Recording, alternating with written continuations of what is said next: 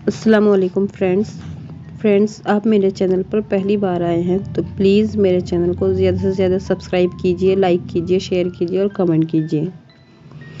मानसरोवर गांव के सुनसान जंगली इलाके से एक कार रफ्तार के साथ गुजर रही थी, जिसमें बैठा रणवीर बहुत ही खुश नज़र आ रहा था।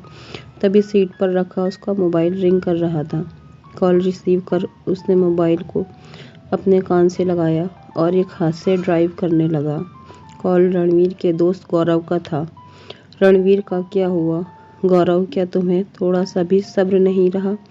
मैंने कहा था ना कि हवेली मेरे नाम होते ही मैं तुझसे तेरे हिस्से के पैसे दे दूंगा।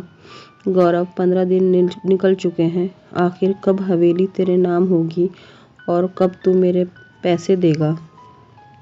रणवीर, अरे भाई तू थोड़ा सब्र रख, तेरे कोर्ट की तरफ से हो रही है, मेरी इसमें क्या गलती है? जैसे ही काम होता है मैं तुझे खुद इन्फॉर्म कर दूंगा।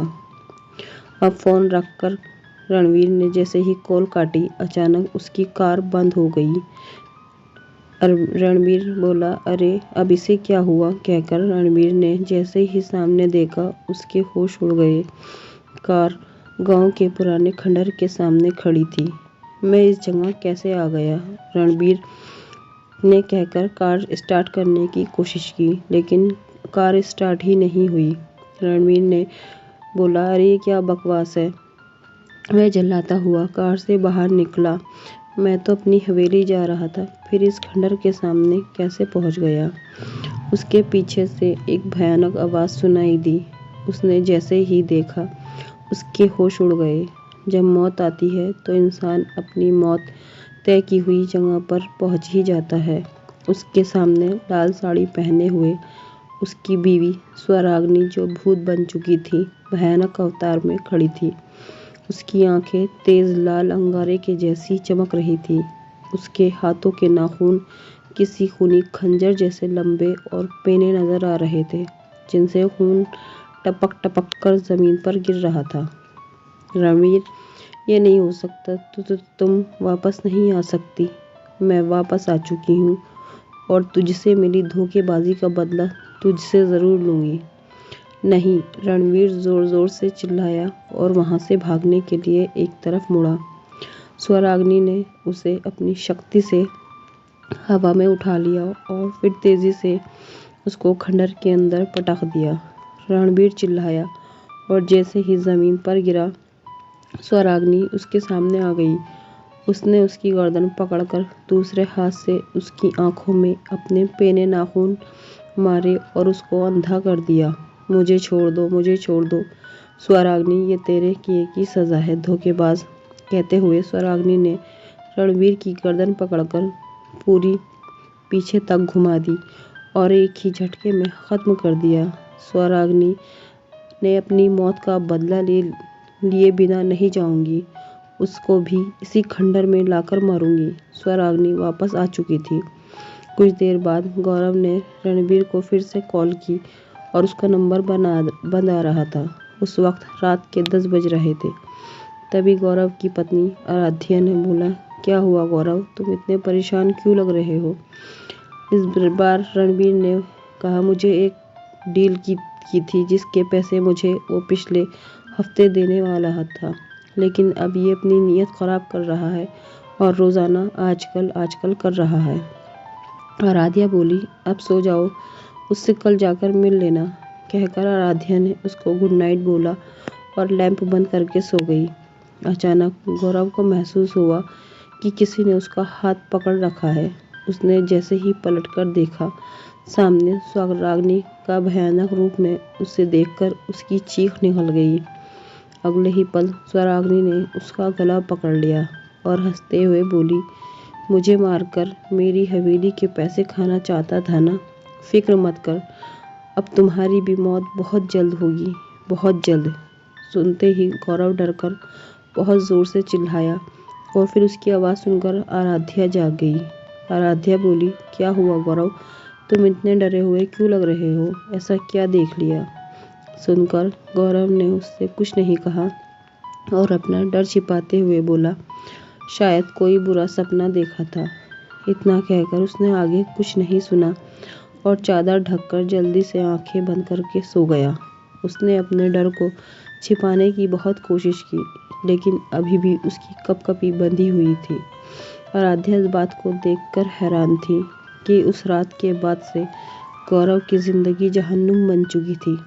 रात के समय उसे कहीं न कहीं स्वराग्नि की आत्मा नजर आने लगी थी और वो इसी तरह डर जाता और चीखें मारने लगता।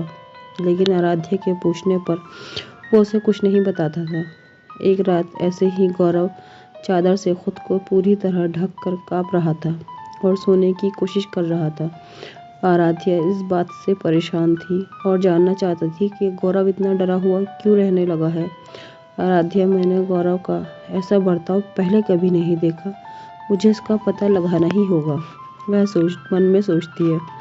गौरव उस खंडर में मेरी लाश दफन है, वहाँ जाकर उसका अंतिम संस्कार कर दो, वरना मेरी आत्मा रणवीर की तरह तुम्हें भी मार देगी। स्वराग्नि की आत्मा बोली। इस बार गौरव को आवाज आई तो वह झट से डरी हुई हालत में बेड से उठ गया। उसने देखा कि आराध्या बेखबर सोई हुई थी, तो वह अपने कमरे से निकलकर बाहर जाने लगा। आराध्या सोने का सिर्फ नाटक कर रही थी। वो जल्दी से खड़ी हुई और फिर चुपके से उसके पीछे पीछे चल दी। गौरव घर से बाहर निकलकर घर के पीछे वाले जंगल की तरफ गया। आराध्या भी दबे पांव उसका पीछा कर रही थी। गौरव उसी पुराने खंडर के सामने आकर रुक गया। गौरव, स्वराग्नि ने कहा, तुमने मेरा अंतिम संस्कार करके मुझे मुक्ति दिलाओगे ना? उसने इतना कहते ही वहां पर तेज तेज हवाएं चलने लगी। एक झोंके ने गौरव को हवा में उठाया और उसको खंडर में ले जाकर पटक दिया। गौरव उसको आवाज लगाते हुए आराध्या भी खंडर के अंदर पहुंची थी। उसको देखकर गौरव चौंक गया और बोला, तुम यहाँ कैसे पहुंची? यहाँ खतरा है। Gaurav, please tell me what's wrong with you, और तुम यहाँ क्यों आए हो? अब गौरव ने उससे कुछ भी छिपाना ठीक नहीं समझा। रणवीर और मैं बचपन से बहुत ही अच्छे दोस्त थे और गांव के सबसे अमीर ठाकुर की एक लड़की थी स्वराग्नि, जिसके नाम गांव की सबसे बड़ी हवेली थी। मैं और रणवीर चाहते थे कि स्वराग्नि को अपने प्यार में फंसाकर वो हवेली अपने नाम करवा ले, लेकिन उससे शादी तो एक ही कर सकता था। इसलिए मैंने फैसला किया कि शादी रणवीर करेगा, और लेकिन हवेली नाम करवाने के बाद उस जायदाद का आधा बंटवारा किया जाएगा, आधी मेरी और आधी रणवीर की। कितनी गंदी सोच है तुम्हारी। आगे क्या हुआ? आराध्या बोली। शादी के बाद स्वराग्नि हवेली रणवीर के नाम करने को तैयार नहीं थी, और रणवीर अगर उससे ज़बरदस्ती करता तो वह समझ जाती कि उससे प्यार का सिर्फ नाटक कर रहा था। इसलिए मैंने और रणवीर ने प्लान बनाया कि स्वराग्नि को रास्ते से हटा देते हैं। एक रात रणवीर ने स्वराग्नि को क्लोरोफॉर्म सुखाकर बेहोश कर दिया। फिर हम उसको लेकर यहाँ आए और हमने उसे मारकर खंडर में ही यहीं कहीं कच्ची जमीन में दफना दिया था। अगली सुबह रणवीर ने झूठी रिपोर्ट पुलिस में लिखवाई कि स्वराग्नि अपने किसी आशिक के साथ मुझे छोड़कर भाग गई है, और कुछ दिन बाद ये हवेली उसके नाम हो गई और मुझे मेरे हिस्से के पैसे मिल जाते। लेकिन पता नहीं मरने के बाद भी स्वराग्नि वापस कैसे आ गई, और वो कह रही थी कि उसने रणवीर को मार दिया है। अब वो मुझे भी नहीं छोड़ेगी अगर मैंने उसका अंतिम संस्कार नहीं किया। तो सुनकर आराध्या डर गई और बोली, बताओ उसकी लाश कहाँ पर दफनाई है, हम उसका अंतिम संस्कार करवा देंगे। गौरव कुछ सोचता वो बोलता है। इससे पहले ही उनके सामने स्वराग्नि खड़ी नजर आती है, जिसको देखकर दोनों बेहद डर जाते हैं।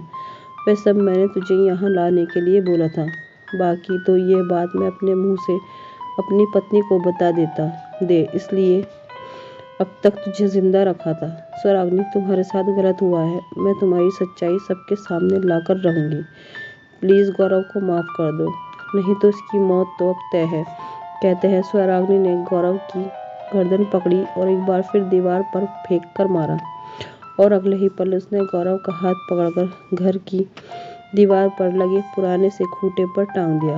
वह खूंटा गौरव के सीने के आर पार हो गया और वह उसी पर टंग कर रह गया। मेरा बदला पूरा हुआ, उसने कहकर आराध्या की ओर देखा।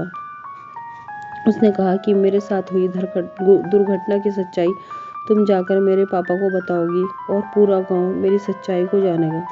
उस हवेली पर किसी और की गंदी नज़र नहीं पड़े, मैं ये नहीं चाहती।